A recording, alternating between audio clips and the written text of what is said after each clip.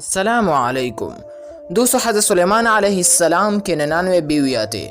ایک مرتبہ آپ نے فرمایا کہ میں رات بھر اپنی 99 بیویوں کے پاس دورہ کروں گا اور سب کے ایک ایک لڑکا پیدا ہوگا، تو میری سب لڑکے اللہ کے راہ میں گھوڑوں پر سوار ہو کر جہاد کریں گے۔ مگر یہ فرماتے وقت آپ نے انشاءاللہ نہیں کہا۔ دوستو، غالباً آپ اس وقت کسی ایسی شغل میں تھے کہ اس کا خیال نہ رہا۔ اس انشاءاللہ کو چھوڑ دینے کا یہ اثر ہوا کہ صرف ایک عورت حاملہ ہوئی اور اس کی بھی ایک ناقص الخلقت بچہ پیدا ہوا۔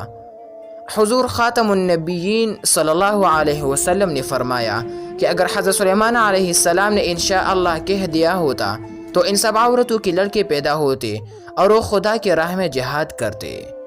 قرآن مجید میں اللہ نے اس واقعہ کو اجمالاً بہت مختصر طریقے پر اس طرح بیان فرمایا ہے۔ دوستو، اعوذ باللہ من الشیطان الرجیم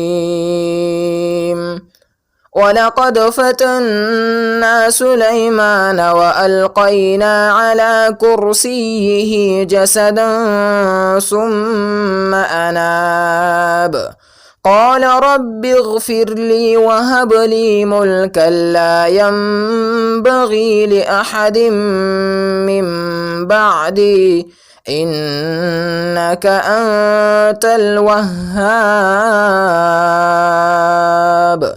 ترجمہ: اور بے شک ہم نے سلیمان کو جانچا اور اس کے تخت پر ایک بے جان بدن ڈال دیا، پھر رجوع لایا، عرض کی اے میرے رب مجھے بخش دے اور مجھے ایسی سلطنت عطا کر کہ میرے بعد کسی کو لائق نہ ہو، بے شک تو ہی بڑی دین والا۔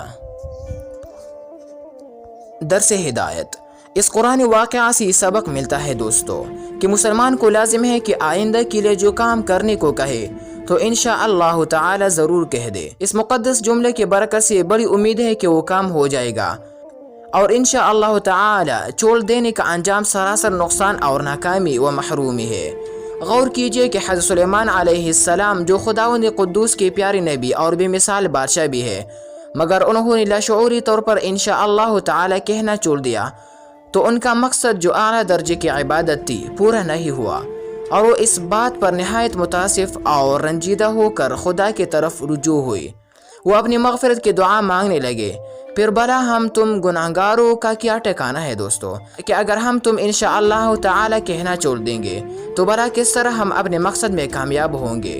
لہٰذا انشاءاللہ تعالی کہنا ضرور یاد رکھیے، کیونکہ اللہ تعالیٰ نے ہمارے رسول مقبول حضور خاتم النبیین صلی اللہ علیہ وسلم کو قرآن مجید میں بڑی تاکید کے ساتھ یہ حکم دیا ہے کہ آئندہ کے لیے جو کام بھی کرنے کو کہے تو ضرور انشاءاللہ تعالیٰ کہہ لیجئے۔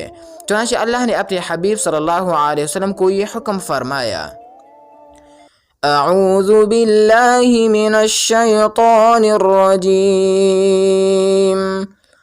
وَلَا تَقُولَنَّ لِشَيْءٍ إِنِّي فَاعِلٌ ذَلِكَ غَدًا إِلَّا أَن يَشَاءَ اللَّهُ وَاذْكُر رَّبَّكَ إِذَا نَسِيتَ۔ ترجمہ: اور ہرگز کسی بات کو نہ کہنا کہ میں کل یہ کر دوں گا، مگر یہ کہ اللہ چاہے، اور اپنے رب کی یاد کر جب تو بھول جائے۔